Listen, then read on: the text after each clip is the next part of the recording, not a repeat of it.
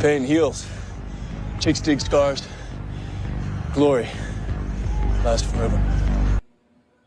It is time. It is time for the WNBA players to say, hey, you know what? We gave it a great shot to get a lot more than we deserve in this new CBA negotiation. It is time to sign on the dotted line, get the season going, and not blow the biggest opportunity this league has ever had and probably ever will have to get onto another level and actually earn the new salaries and the new revenue share and all of these things that are going to go into the CBA that they think they have deserved for a long time. Welcome back to the channel. Thank you so much for being here. Appreciate all your support.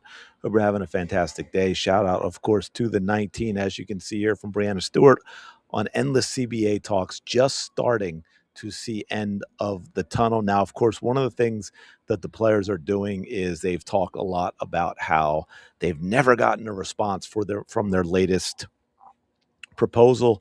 The WNBA, of course, said, well, it wasn't really any different than what they had proposed before, which is part of the problem. The players have never budged, right? They went and look, I get it from either side in any of these negotiations. You're probably going to start out a little more to the extreme of what you think you can get, but the players haven't done that. They've decided, hey, this is what we want, and we're not budging from it. They always have talked about, oh, it's a negotiation, and they put all this blame on the league, but they have never given any indication at all that they are willing to compromise, that they are willing to negotiate, that they are willing to reach a deal with the league where they don't get every single thing that they said they want. And they haven't done it. And that is part of the reason why we are here. And unfortunately for them, they haven't realized a few things. One, they're not Major League Baseball, where the players were even damaged then. They're not National Football League. They're not the NBA. They're not even the NHL, folks. They're not even close to any of this. And they blew all of their goodwill by the way they approached it. Because, look, the fact of the matter is that their initial reaction from the general public and from fans in these types of negotiations is to side with the players because it's the owners, right? All they see is that the owners are very, very rich. They don't see how they got there. They don't see the risk of the investment of everything else that was put into the league or put into their businesses that allowed them to be in the league. And so it's, oh, the players need to get more.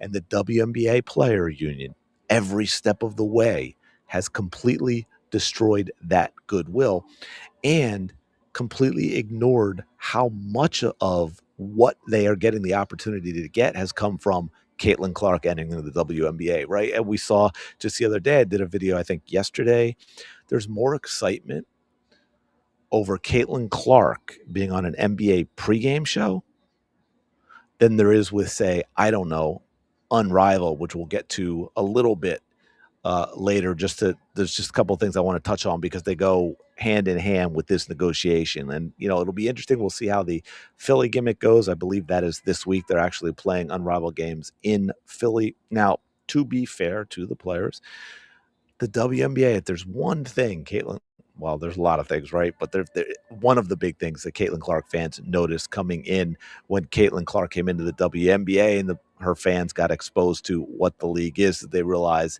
it is top to bottom on the league side as well, commissioner on down, commissioners, owners, Renee, they not like us, Montgomery, what's her name? I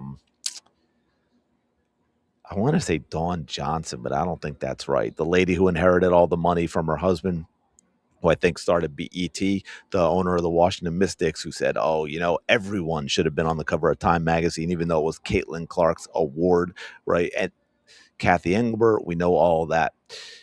Completely unprofessional on the league side. But that's true of the players as well. We have noticed that the players completely unprofessional, completely unlikable, don't know how to handle questions, don't know how to handle themselves in a press conference, don't know how to handle themselves with fans, constantly lying and making accusations about the fan base they don't like, which is absolutely insane. That has been a problem as well. And it is not doing anyone involved in this league any favors to continue on with this, right? The players, the stunt they pulled at the All-Star game, that backfired because it just seemed inappropriate. You had Nafisa Collier promoting Unrivaled during WNBA stuff, and then constantly saying that it's not a conflict of interest. But real quick, I want to run through where we are, and then I want to get back to Unrivaled because that's really important too, and it plays into this. Free agency should have started January 18th. Right. I'm not sure if I'll get this up today. It's the 28th, but 10, 11 days ago. And before that, we should have had the protected players list submitted to the league. Hey, these are our players you can't draft. We don't even know. We are making the assumption, because it was 6 players last year with one team. We're making the assumption that it's 5 this year, but we don't know that for sure. We haven't even gotten the rules.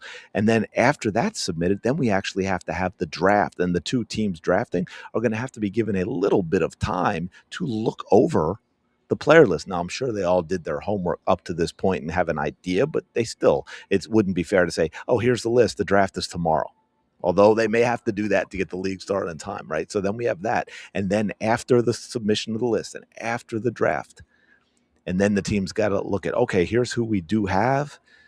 Now we've got to actually have the free agents period, which is going to be absolutely insane, because other than I think 2 players and the rookies, those on rookie contracts, everyone else is a free agent. So you are going to get an insane free agency period, which is probably going to be shorter than it normally is. And it's going to be like scrambling, right? It's going to be like the musical chairs thing. Nobody wants to be left standing. So you're going to get a lot of backroom stuff, and you're going to get sort of, is it true type of thing, right? It's like National Signing Day for high school athletes playing at colleges, and they verbally commit, and then they pull out later, kind of the same type of thing. You'll get owners be like, we've got so-and-so. It is a done deal. We just haven't made it official on the bottom line, but they said they're signing. If you sign, and you're going to get a lot of that, because players are going to be going into a lot of this almost blind, because other than those 5 players, right? Like last year, teams did the draft. They got their 6 players. Someone was taken. You probably had you had a better understanding of what the roster was going to look like when you would go sign for a team. Now, not so much. So that's going to be really interesting as well. Now, here's the thing: revenue share. Let's boom.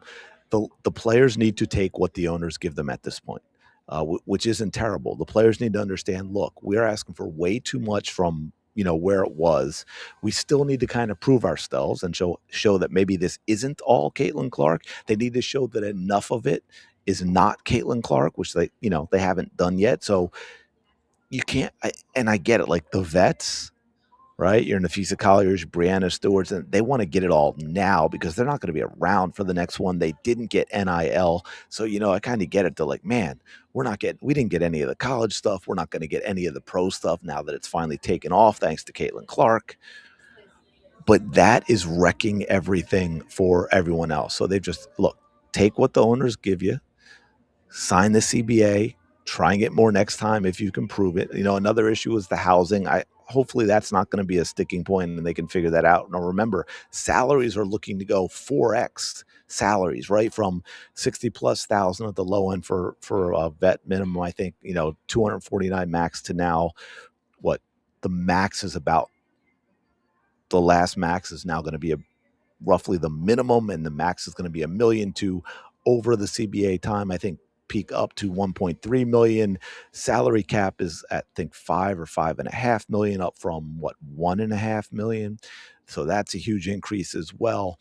And the players need to grasp all of this and get out there and say that, embrace how much is a win, right? That's the thing. They've been getting offered all this stuff and acting like it's the worst thing that could ever happen to them, and it's insulting, and how dare the league do this. Y'all are increasing. I mean, it wasn't that long ago. Remember, people were like $1 million salaries, and that's what the players were saying they wanted. And a lot of people were like, man, I don't think that's going to happen in this new one. And here it is. And now y'all are acting like it's an insult. Take it. Take the win. Go out there as players and be humble, be grateful. And I'm not saying the league is right about everything. I'm saying these are the things you need to do to set yourselves up for even more success.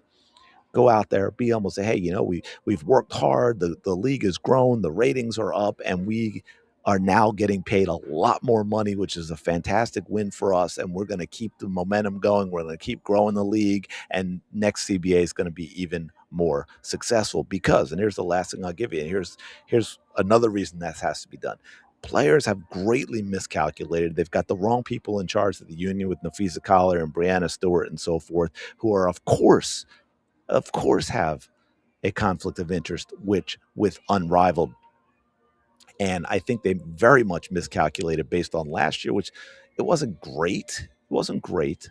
They lost money, but it wasn't, to be fair, it wasn't completely terrible. Although the big warning sign, the big red flag is that it went downhill over the season. But let's look at the last weekend that we had. Okay. I don't like how this is done. I can't find the full numbers anywhere, but this column to the right used to be the total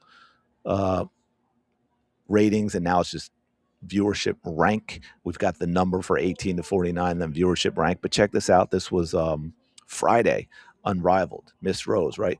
In the 1849, that's the big number. That's the one that matters the most, right? 30,000. Phantom vinyl, 30,000. But look at the ranks: 131st, 125th, 229th. And you can see what these other. That is terrible, folks. That is absolutely terrible. Oh, and then Saturday. Okay, well, we've got Saturday as well, and we've got Lunar Owls Breeze, 30,000, 143rd. Hive Laces, 20,000, 167th. And I get those should be a little lower than the others because they're on True TV, but the others, which were on TNT, right? Yeah, TNT. 30,000, 131st, 30,000, 125th. These are absolutely terrible, terrible numbers. So here's what has to be done. Sign the deal. Now, I get there may still be little things that need to be figured out, but the league, the players need to get to say, hey, okay, we're going to take the revenue share. We're going to take the salaries. Let's hammer out these other few things. And, within the week, let's get the expansion stuff taken care of, get that and launch free agency. And let's move this forward and save the season. Because if you don't, I won't promise you, but most likely you're not going to get back the momentum that you have. You're simply not. It's not going to happen. So anyway, let me know your thoughts in the comments below. Appreciate you checking this out. Smash the like button. Subscribe to the channel. You know the drill by now. I will talk to you later.